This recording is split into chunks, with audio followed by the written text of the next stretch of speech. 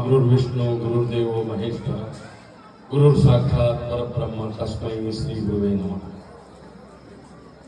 ಇವತ್ತಿನ ದಿವಸ ಅರಸೂರು ಗ್ರಾಮದಲ್ಲಿ ಈ ಮಹಾಶಿವರಾತ್ರಿಯ ಶಿವಯೋಗ ಹಾಗೂ ರೇಣುಕಾಚಾರ್ಯರ ಜಯಂತಿಯ ಈ ಪುರಾಣ ಕಾರ್ಯಕ್ರಮದ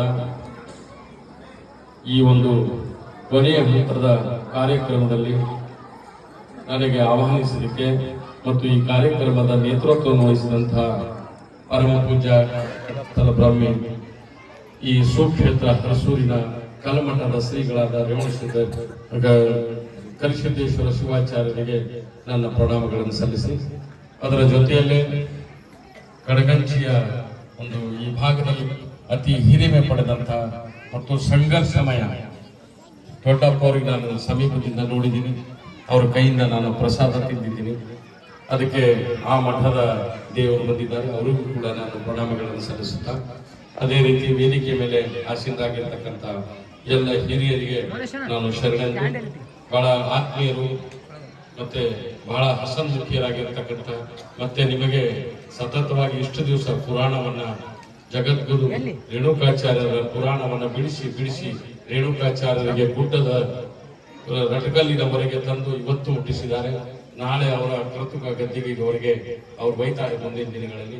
ಬಹಳ ಅದ್ಭುತವಾಗಿ ಪುರಾಣ ಹೇಳ್ತಕ್ಕಂಥ ನಮ್ಮ ವೇದಮೂರ್ತಿ, ಒಂದು ಪಂಡಿತ ಮಾನ್ಯ ಪ್ರಶಸ್ತಿಯನ್ನು ಪಡ್ಕೊಂಡಂತ ವೇದಮೂರ್ತಿ ಶಂಭುಲಿಂಗಯ್ಯ ಸ್ವಾಮಿಯವರು ಬಹುಶಃ ಪುರಾಣ ಹೇಳೋರು ನೀವೆಲ್ಲರೂ ನೋಡಿರ್ಬೋದು. ಎಲ್ಲರೂ ಬಹಳ ಸೀರಿಯಸ್ ಆಗಿ ಹೇಳ್ತಾರೆ, ಎಷ್ಟಾದ್ರೂ ಗಂಭೀರವಾಗಿ ಹೇಳ್ತಾರೆ. ನಗ್ತಾ ಪುರಾಣ ಹೇಳ್ತಕ್ಕಂಥ ವ್ಯಕ್ತಿ, ಏಕೈಕ ಶಕ್ತಿ ಇರ್ತಕ್ಕಂಥದ್ದು ಅದು ಶಂಭುಲಿಂಗಯ್ಯ ಸ್ವಾಮಿ. ಅವರಿಗೂ ಕೂಡ ನಾನು ಶರಣೆಂದು, ಮತ್ತೆ ಅವರಿಗೆ ಸಾಥ್ ನೀಡ್ತಕ್ಕಂಥ ಹಾರ್ಮೋನಿಯಂ ರಾಜ್ಕುಮಾರ್ ಭಯ್ಯಾರ್ ಅವರಿಗೆ ಮತ್ತು ಮಲ್ಲಿನಾಥ್ ತರುಣ ಅವರಿಗೆ ಶರಣೆಂದು, ಬಹಳ ವಿಶೇಷವಾಗಿ ಈ ಎಡಭಾಗದಲ್ಲಿ ಹರಸೂರಿನ ಗ್ರಾಮದ ಹಿರಿಯರು, ನನ್ನ ತಂದೆಯವ್ರ ಜೊತೆ ಒಡನಾಟ ಇಟ್ಟವರು, ನನ್ನ ಜೊತೆ ಒಡನಾಟ ಇಟ್ಟವರು, ಮತ್ತೆ ಬಹಳಷ್ಟು ಜನ ಕೂತಿದ್ದಾರೆ. ಹೆಸರು ತಗೊಂಡ್ರೆ ನಾನು ಗೌಡ್ರ ಹೆಸರು ತಗೊಂಡೇನು, ಹೇಳುಗುಪ್ಪಿ ಕಾಕೋರ ಹೆಸರು ತಗೊಂಡೇನು, ಉಜ್ಜನವ್ರ ಹೆಸರು ತಗೊಂಡವ್ರನು ಅವ್ರದ್ದು ಬಿಟ್ಟೇನು, ಮತ್ತೆ ಗೌಡ್ರು ಕೂತಾರ ಅವ್ರಿಗೆ ಬಿಟ್ಟೇನು ಅನ್ನಂಗ ಆಗಿರಬಹುದು. ಹಂಗಾಗಿ ಎಲ್ಲಾ ದೊಡ್ಡ ಮನೆತನದ ಹಿರಿಯ ಮನೆತನದ ಆತ್ಮೀಯ ಎಲ್ಲ ಹಿರಿಯರೇ, ನಿಮಗೂ ಶರಣಾರ್ಥಿ. ಅದೇ ರೀತಿ ಪ್ರತಿ ಕಾರ್ಯಕ್ರಮದ ಬಹಳ ಭಕ್ತಿಯನ್ನ ಸಂಪೂರ್ಣವಾಗಿ ಸವಿದು ಈ ಸಮಾಜದ ಸುಧಾರಣೆ, ತನ್ನ ಮಕ್ಕಳ ಭವಿಷ್ಯ ಮತ್ತೆ ಧರ್ಮದ ಭಕ್ತಿ ಧರ್ಮವನ್ನು ಎತ್ತಿಡಿತಕ್ಕಂಥ ಎಲ್ಲ ಅಕ್ಕ ತಂಗಿಯರೇ, ಅವ್ವ ತಾಯಂದಿರೇ, ನಿಮಗೆಲ್ಲರಿಗೆ ಶರಣಾರ್ಥಿ.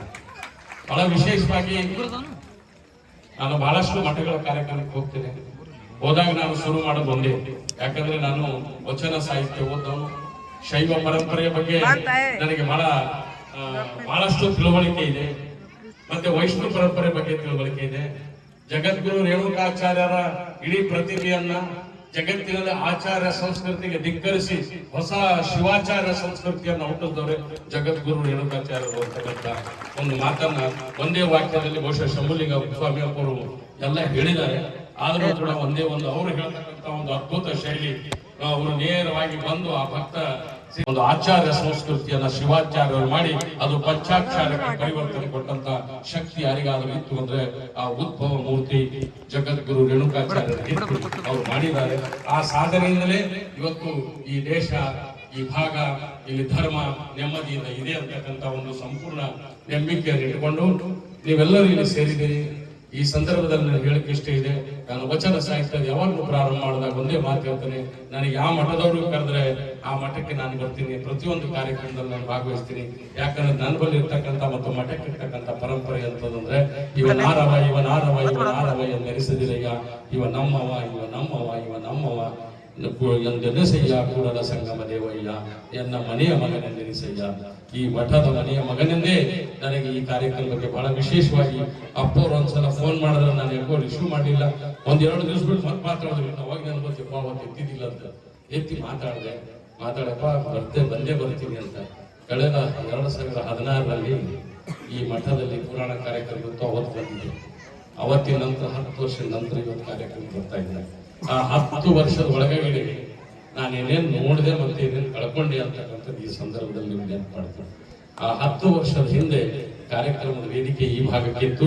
ನೀವೆಲ್ಲ ಭಕ್ತಾದಿಗಳು, ಊರಿನ ಹಿರಿಯರೆಲ್ಲ ಇಲ್ಲ ಕೂತಿದ್ರೆ ಅವತ್ತು ನಾನು ಅಲ್ಲಿ ಇಂಗ್ಲೇಶ್ವರಕ್ಕೆ ಹೋದಾಗ ಇಂಗ್ಲೇಶ್ವರ್ಗೆ ಯಾಕೆ ಹೋಗಿದೆ ಅಂದ್ರೆ ಬಸವಣ್ಣನವರ ಹುಟ್ಟಿದ ಸ್ಥಳ. ಬಸವಣ್ಣನವರು ಹುಟ್ಟಿದ ಸ್ಥಳ ಇಂಗ್ಲೇಶ್ವರು. ನಾನು ಬೇರೆ ಬೇರೆ ಅಧ್ಯಯನದ ರೀತಿಯಿಂದ, ಓದಿನ ರೀತಿಯಿಂದ, ಹವ್ಯಾಸದ ರೀತಿಯಿಂದ ಧರ್ಮದ ಬಗ್ಗೆ ಮತ್ತು ಆಚಾರ ವಿಚಾರದ ಬಗ್ಗೆ ತಿಳ್ಕೊಳ್ಳಿಕ್ಕೆ ಅಲ್ಲಿ ಹೋದಾಗ ಆ ಒಂದು ಶಿಲಾಮಂಟಪಕ್ಕೆ ಹೋಗಿದ್ದೆ. ಅಲ್ಲಿ ಆ ಶಾಲೆ ಆನಂತರ ಇಲ್ಲಿ ಬಂದಿದ್ರು ಈ ಕಾರ್ಯಕ್ರಮಕ್ಕೆ. ಅವತ್ತು ನಾನು ಆ ಕಾರ್ಯಕ್ರಮದಲ್ಲಿ ಭಾಗವಹಿಸಿದ್ದೆ. ಇಂಗ್ಲೇಶ್ವರದ ಅಪ್ಪೋರು, ಹಿರಿಯರು, ಅವತ್ತೆಲ್ಲ ನೀವು ನೋಡಿದ ಯಾರಿಗಾರ ನೆನಪಿದಿರ್ಬೋದು. ಅವತ್ತು ಕಾರ್ಯಕ್ರಮ ಬಂದಾಗ ಅವರಿಗೆಲ್ಲ ಕೂದಲು ಬೆಳಗಾಗಿದ್ರು, ಮೆತ್ತಗಾಗಿದ್ರು 10 ವರ್ಷದ ಹಿಂದೆ. ಆ ಗುರುಗಳು ಅವತ್ತೇ ನನಗೆ ಅಪ್ಪವರು ಹೇಳಿದ್ರು, ನಮ್ಮ ಕರಿಸಿದ್ದೇಶ್ವರ ಅಪ್ಪವರಿಗೆ ಅವರು ದೀಕ್ಷೆಯನ್ನು ಕೊಟ್ಟಂತ ಗುರುಗಳು, ಅದಕ್ಕೆ ನಾನು ಈ ಕಾರ್ಯಕ್ರಮ ಕರೆದಿದ್ದೇನೆ. ಅವತ್ತು ನಾನು ಅವ್ರಿಗೆ ಕಂಡು ಕುಣಿತನ ಬಹಳ ಸಂತೋಷ. ಆದ್ರೆ ಮೊನ್ನೆ ಸ್ವಲ್ಪ ದಿನಗಳ ಹಿಂದೆ ಪತ್ರಿಕೆಯಲ್ಲಿ ಓದಿದೆ, ಅಪ್ಪರು ಇವತ್ತು ನೆನಪು ಮಾಡಿಕೊಟ್ರು. ಬಹಳ ದುಃಖದ ಸಂಗತಿ, ಜಗತ್ತಿಗೆ ಶಾಂತಿಯನ್ನು ಸಾರ್ತಕ್ಕಂಥವ್ರು, ಧರ್ಮದ ಉಪದೇಶವನ್ನು ಕೊಟ್ಟು ಮನುಷ್ಯರಿಗೆ ಮನುಷ್ಯರಾಗಿ ಬದುಕಲಿಕ್ಕೆ, ಜೀವಪರ ಜನಪರ ತಿಳುವಳಿಕೆಯನ್ನು ಕೊಟ್ಟು ಸಮಾಜಕ್ಕೆ ಪರಿವರ್ತನೆ ಮಾಡತಕ್ಕಂಥ ಒಬ್ಬ ಹಿರಿಯ ಜೀವಿ ತನ್ನ ಇಡೀ ಜೀವನವನ್ನ ಧರ್ಮದ ಉದ್ಧಾರಕ್ಕಾಗಿ, ಜನರ ಉದ್ಧಾರಕ್ಕಾಗಿ ಕೊಟ್ಟು ನಮ್ಮನ್ನು ಬಿಟ್ಟು ಲಿಂಗೈಕ್ಯರಾದರಲ್ಲ ಅಂತಕ್ಕಂಥ ಒಂದು ದುಃಖವನ್ನು ನೆನಪಿಸ್ತಾನೆ. ಅವರಿಗೆ ಈ ವೇದಿಕೆಯ ಪರವಾಗಿ, ಈ ಕಾರ್ಯಕ್ರಮದ ಪರವಾಗಿ, ವೈಯಕ್ತಿಕವಾಗಿ ನಾನು ಕೂಡ ಬಹಳ ಮನಪೂರ್ವಕವಾಗಿ, ಭಕ್ತಿಪೂರ್ವಕವಾಗಿ ಶ್ರದ್ಧಾಂಜಲಿಯನ್ನು ನಾನು ಅರ್ಪಿಸ್ತೇನೆ. ಅದರ ಜೊತೆನೆ ಬಹಳ ದುಃಖದ ಸಂಗತಿ ಇನ್ನೊಂದು, ಅಪ್ಪವರು ಜನ್ಮ ಕೊಟ್ಟಂತ ತಂದೆಯವರು ಮೊನ್ನೆನೇ ಆಗಲಿದ್ರು. ಅವರು ಕೂಡ ಬಹಳ ದುಃಖದಲ್ಲಿದ್ರು ಕೂಡ ತನ್ನ ಮನೆ, ತನ್ನ ಗೃಹಸ್ಥ ಜೀವನ, ತನ್ನ ರಕ್ತ ಸಂಬಂಧ ಎಲ್ಲ ಕಳಚಿ ಈ ಹರಸೂರಿಗೆ ಬಂದು ಹಾಳೆ ಬಿದ್ದಂತ, ನಾನು ನೇರವಾಗಿ ಹೇಳ್ತೀನಿ, ಯಾಕಂದ್ರೆ ನನ್ನ ಬಾಲ್ಯದಿಂದ ಈ ಊರಿನಲ್ಲಿ ಹುಟ್ಟಿ ಬೆಳೆದವನು. ಬಾಲ್ಯದಿಂದ ಪ್ರತಿಯೊಂದು ರಸ್ತೆ, ಪ್ರತಿಯೊಂದು ಗಲ್ಲಿಯಲ್ಲಿ ನಾನು ಅಡ್ಡಾಡ್ದವನು. ಈ ಮಠದಲ್ಲಿ ಶ್ರೀಗಳು ಇಲ್ಲ ಅನ್ನೋ ಕಾರಣಕ್ಕಾಗಿ ಅಪ್ಪವ್ರು ಬರೋದಕ್ಕಿಂತ ಮೊದಲು ಒಂದು ಬಂದು ಎಲ್ಲಿ ಬಂದ ನಂತರ ಎಷ್ಟು ಪ್ರಯತ್ನ ಪಟ್ಟರು, ಎಷ್ಟು ತೊಂದರೆ ಒಳಗಾದ್ರೆ ಅವ್ರಿಗೆ ಒಂದು ಬಂದು ಎಲ್ಲಿ ಇಲ್ಲ. ಬಹುಶಃ ಒಂದು ಬಿಸಿ ಊಟ ಅವ್ರು ಕೊಡೋರ್ ಗತಿ ಇದ್ದಿಲ್ಲ. ಒಂದ್ ದಿವಸ ನಾನು ಮಟ್ಟಕ್ಕೆ ಬಂದಿದ್ದೆ ಮಧ್ಯಾಹ್ನ. ಬಂದಾಗ ಅದೇ ಕಟ್ಟಿ ರೊಟ್ಟಿನೇ ಇತ್ತು, ಅದೇ ಹಿಂಡಿನೇ ಇತ್ತು, ಯಾರೋ ಕೊಟ್ಟು ಹುಳಿ ಮೊಸರು ಇತ್ತು. ಅಂತ ಕುಂದು ತೊಂದರೆ ಪಡ್ಕೊಂಡು ಧರ್ಮ ಮತ್ತೆ ತನ್ನ ಭಕ್ತರು, ತನ್ನ ಶಿಶು ಮಕ್ಕಳನ್ನ ಪರಿವರ್ತನೆ ಮಾಡಿ ಸಮಾಜಕ್ಕೆ ಧರ್ಮ ಉಪದೇಶವನ್ನು ಕೊಟ್ಟು ಸಮಾಜವನ್ನು ಸುಧಾರಿಸಬೇಕು, ಧರ್ಮ ಸುಧಾರಿಸಬೇಕು, ಜನ ನೆಮ್ಮದಿಯಿಂದ ಬದುಕಬೇಕು, ಎಲ್ಲರಿಗೂ ತಿಳುವಳಿಕೆ ಬರಬೇಕು ಅಂತ ಪರಿಶ್ರಮ ಪಟ್ಟು ಇಲ್ಲಿ ತನ್ನದೇ ಆದಂತಹ ಹಠದಿಂದ ಇಷ್ಟು ಇಲ್ಲಿ ಒಂದು ತನಕ ತಂದು ಮುಟ್ಟಿಸಿದ್ದಾರೆ. ನಾನು ಹರಸೂರು ಗ್ರಾಮದ ಪರವಾಗಿ, ಸುತ್ತಮುತ್ತ ಹಳ್ಳಿಗಳ ಪರವಾಗಿ, ವೈಯಕ್ತಿಕವಾಗಿ ನಾನು ಈ ಮಠದ ಭಕ್ತನಾಗಿ ಅಪ್ಪವರಿಗೆ ನಾನು ಮತ್ತೊಂದು ಸಲ ಪ್ರಣಾಮಗಳನ್ನು ಸಲ್ಲಿಸ್ತೇನೆ. ಇಂಥ ಒಂದು ಸಂದರ್ಭದಲ್ಲಿ ಅವರ ತಂದೆ ಅಗಲಿದ್ದನ್ನು ನೆನಪಿಸಿಕೊಡ್ತಾರೆ. ಅವ್ರಿಗೆ ಜನ್ಮ ಕೊಟ್ಟಂತ ತಂದೆ, ಅವರ ಹಿರಿಮೆ ನಿಮ್ಮೂರಲ್ಲಿ ಇರ್ಬೋದು ಅಪ್ಪವ್ರೆ, ಅವ್ರ ಕೀರ್ತಿ ನಿಮ್ಮೂರಲ್ಲಿ ಇರ್ಬೋದು. ಅಲ್ಲಿ ಹುಟ್ಟಿ, ಅಲ್ಲಿ ಬೆಳೆದು, ನಿಮ್ಮನ್ನು ಸಾಕಿ, ನಿಮ್ಮ ರಕ್ತ ಸಂಬಂಧವನ್ನು ತಗೊಂಡು ಇಲ್ಲಿ ಬಂದು ಅವ್ರ ಅಗಲಿದಕ್ಕೆ ನಮಗೂ ದುಃಖ ಇದೆ. ಎಲ್ಲರೂ ಒಂದು ಸೋಗೋರಿದ್ದಾರೆ, ಅವರು ಕೂಡ ಲಿಂಗೈಕ್ಯಾಗಿದ್ದಾರೆ. ಅವ್ರು ಬಹಳ ದೊಡ್ಡ ಪುನೀತರು. ನಿಮ್ಮಂತ ಒಬ್ಬ ಪುತ್ರನ ಜನ್ಮ ಕೊಟ್ಟಿದ್ದಾರೆ. ಎಷ್ಟು ಜನ ಭಕ್ತರು ನಿಮ್ಮ ಎದುರಿಗಿದ್ದಾರೆ. ಇವತ್ತು ನಾನು ಮಾತಾಡ್ತಾ ಇದ್ದೀನಿ, ಇವತ್ತು ವೇದಮೂರ್ತಿ ಶಂಭುಲಿಂಗಯ್ಯಪ್ಪ ಪುರಾಣ ಹೇಳ್ತಾ ಇದ್ದಾರೆ, ನೀವೆಲ್ಲ ಕೇಳ್ತಾ ಇದ್ದೀರಿ. ಇಂಥ ಸಾವಿರ ಜಗತ್ತಿನ ಜನ ರೇವಣಸಿದ್ಧ ಶಿವಾಚಾರ್ಯರ ಪುರಾಣವನ್ನು ಕೇಳ್ತಾರೆ, ಪುರಾಣವನ್ನು ಹೇಳ್ತಾರೆ. ಅಂತ ಸಂದರ್ಭದಲ್ಲಿ ನೀವು ಒಬ್ಬ ಕೀರ್ತಿಯನ್ನು ತಂದಿದ್ರಲ್ಲ ಅವರಿಗೆ, ಅವ್ರ ಜನ್ಮನೂ ಕೂಡ ಸಾರ್ಥಕ, ನಮ್ಮ ಜನ್ಮನೂ ಕೂಡ ಸಾರ್ಥಕ. ಅವರಿಗೆ ನಾನು ಮನಪೂರ್ವಕವಾಗಿ ಶ್ರದ್ಧಾಂಜಲಿಯನ್ನು ಸಲ್ಲಿಸ್ತೇನೆ. ಅದರ ಜೊತೆ ಜನ್ಮ ಕೊಟ್ಟಂತ ತಂದೆ, ದೀಕ್ಷೆ ಕೊಟ್ಟಂತ ಗುರು, ಇಬ್ಬರಿಗೂ ಅಗಲಿದ ದುಃಖ ಅವರಿಗಿತ್ತು. ಅದನ್ನು ನನ್ನ ಜೊತೆ ಅವ್ರು ಹಂಚ್ಕೊಂಡ್ರು. ಆದ್ರೆ ಅದ್ರ ಜೊತೆನೆ ಮೊನ್ನೆ ಇದೇ ಊರಿನ ಹಿರಿಯ, ಅಂದ್ರೆ ಇದೇ ಒಂದೇ ವರ್ಷದಲ್ಲಿ ಕೆಲವೇ ತಿಂಗಳಲ್ಲಿ ದೀಕ್ಷೆ ಕೊಟ್ಟಂತ ಗುರುವನ್ನು ಕಳ್ಕೊಂಡ್ರು, ಹಡದ ತಂದೆಯನ್ನು ಕಳ್ಕೊಂಡ್ರು, ಶಿಷ್ಯರಲ್ಲೇ ಪರಮ ಶಿಷ್ಯ, ಹಿರಿಯ ಶಿಷ್ಯ, ಮತ್ತೆ ಜವಾಬ್ದಾರಿ ಹೊತ್ತಂತ ಶಿಷ್ಯ ಕಸಿದಪ್ಪ ಪಾಟೀಲವ್ರನ್ನು ಕೂಡ ಕಳ್ಕೊಂಡ್ರು. 3 ದುಃಖಗಳ ಮಧ್ಯೆ ಇವತ್ತು ಮತ್ತೆ ಈ ಕಾರ್ಯಕ್ರಮವನ್ನು ಎತ್ತಿಡಿದು ಶಂಭುಲಿಂಗಯ್ಯ ಅಪ್ಪವ್ರ ಕೈಲಿ ಹೇಳಿದ್ರು ನೇರವಾಗಿ ಏನಂದ್ರೆ, ಮುಂದೆ ಮೂರ್ತಿ ಕಡಗಂಜಿ ಮಠದ ಆಣಿ ತಂದು ನೆರೆಸಬೇಕು ನನಗೆ ಆಸೆ ಇದೆ. ಆಣಿ ತಂದು ನೆರೆಸೋದು ಆಸೆ ಅಲ್ಲ. ಅವ್ರು ಇದೆಲ್ಲ ಮಾಡೋದು ಯಾದಕ್ಕೆ ಅಂದ್ರೆ ನಮ್ಮ ಮಕ್ಕಳ ಭವಿಷ್ಯಕ್ಕಾಗಿ, ನಮ್ಮ ನೆಮ್ಮದಿಗಾಗಿ, ನಮಗ್ ಬರ್ತಕ್ಕಂಥ ತೊಂದರೆಗಳನ್ನು ದೂರ ಆಗಲಿ ಅನ್ನೋ ಕಾರಣಕ್ಕಾಗಿ. ನಾನು ಇಸ್ಲಾಂ ಧರ್ಮದವರು. ನನಗೆ ಇಸ್ಲಾಂ ಅಪ್ಪವ್ರು ಫೋನ್ ಮಾಡಿದಾಗ ನನಗೆ ಹೇಳಿದೆ, ಅಪ್ಪ ರಂಜಾನ್ ನನಗೆ 6 ದಿವಸದಾಗ ಒಂದು ಕುರಾನ್ ಪೂರ ಓದೋಷ್ಟು ಒಂದು ಪಠಣ ಇರ್ತದ. 8 ಗಂಟೆಗೆ ನಿಂತೇವೆ ಅಂದ್ರೆ ಓದ್ಲಿಕ್ಕ 11:30 ತನ ಅವ್ರ ಜೊತೆಗೆ ನಿಂದಿರ್ಬೇಕು. ಇಡೀ ತಿಂಗಳು ಓದೋದು ನಡೀತದ. 6 ದಿವಸದಾಗ ಓದಿ ಮುಗಿಸ್ತಾರೆ. ಹೆಂಗ ಶಂಭುಲಿಂಗಪ್ಪ ಅವ್ರು 9 ದಿವಸನಾಗ 10 ದಿವಸನಾಗ ಪುರಾಣ ಮುಗಿಸ್ತಾರೆ. ಆ ಕಾರ್ಯಕ್ರಮಕ್ಕೆ ನಾನು ಹೋಗಿ ಯಪ್ಪ ಅದು ಕಾರ್ಯಕ್ರಮ ಮುಗಿತದ 24ಕ್ಕೆ 25 ಅಥವಾ 26ಕ್ಕೆ ಬಂದು ಬರ್ತಿದ್ದಪ್ಪ ಅಂತ. ಅಂದ್ರೆ ನನ್ನ ಧರ್ಮವನ್ನ ನಾನು ಆಚರಣೆ ಮಾಡಿ ಈ ಜಗತ್ತಿನಲ್ಲಿ ಈ ಭಾರತ ದೇಶದಲ್ಲಿ ಉದ್ಭವವಾಗಿ ನಿಂತ ಶೈವ ಧರ್ಮವನ್ನ ಗೌರವಿಸಲಿಕ್ಕೆ ಮತ್ತು ನಿಮ್ ಜೊತೆ ಬದುಕಲಿಕ್ಕೆ ನಾನು ಇಲ್ಲಿ ಬಂದಿದ್ದೆ. ಆ ರೀತಿ ಪ್ರತಿಯೊಂದು ಧರ್ಮವನ್ನ ಪ್ರೀತಿಯಿಂದ ಕಾಣ್ತಕ್ಕಂಥ, ಪ್ರತಿಯೊಂದು ವ್ಯಕ್ತಿಯಿಂದ ಪ್ರೀತಿಯನ್ನ ಕಾಣ್ತಕ್ಕಂಥ ಒಂದು ಶಕ್ತಿ ಕಲ್ಮಠದ ಅಪ್ಪೋರಲ್ಲ. ಆ ಒಂದು ಪ್ರೀತಿಯಲ್ಲಿ ಕರ್ಕೊಂಡ್ಬಂದರು. ಇವರೆಲ್ಲರನ್ನ ಅಗಲಿದ್ರು ಕೂಡ ಅವರೆಲ್ಲರಿಗೂ ನಾನು ಶ್ರದ್ಧಾಂಜಲಿಯನ್ನು ಅರ್ಪಿಸಿ ಅವರಿಗೆ ನನ್ನ ಮಹಾತ್ಮದ ದೇವರು ಸ್ವರ್ಗದಲ್ಲಿ ಸ್ಥಾನವನ್ನು ಕೊಳ್ಳಿ ಅಂತ ಬೇಡ್ಕೊಂಡು, ಅಪ್ಪೋರು ಇದೇ ರೀತಿ ಮುಂದುವರಿಬೇಕಂದ್ರೆ ಬರೀ ಅವರೇ ನೀವು ಅಷ್ಟೇ ಬಂದ್ರೆ ಆಗಲ್ಲ. ಸ್ವಲ್ಪ ಜನ ಯುವತಿಯರಿದ್ದೀರಿ, ನೀವೆಲ್ಲರೂ ಓದ್ತಾ ಇದ್ದೀರಿ. ಇವತ್ತು ಯಾರು ಶಾಲೆಗೆ ಹೋಗಲ್ಲ ಅಂತಲ್ಲ, ಎಲ್ಲ ಹೆಣ್ಮಕ್ಳು ಶಾಲೆಗೆ ಹೋಗ್ತಾರೆ. 10ನೇ ಇದ್ದೀರಿ, PUC ಇದ್ದೀರಿ, ಏನೋ ಪ್ರಯತ್ನ ಮಾಡಿ ಏನೋ ಜೀವನದಲ್ಲಿ ಸಾಧಿಸ್ಬೇಕಂದಿರಿ. ಏನೆಲ್ಲ ಓದ್ರು ಆತ್ಮ ಶಾಂತಿ ಆಗ್ಬೇಕು ಅಂದ್ರೆ ಭಕ್ತಿ ಬೇಕು, ಭಕ್ತಿ ಬೇಕು ಅಂದ್ರೆ ಅಧ್ಯಾತ್ಮ ಬೇಕು, ಅಧ್ಯಾತ್ಮ ಬೇಕು ಅಂದ್ರೆ ಪುರಾಣ ಪ್ರವಚನ ಕಾರ್ಯಕ್ರಮಗಳು ಬೇಕು.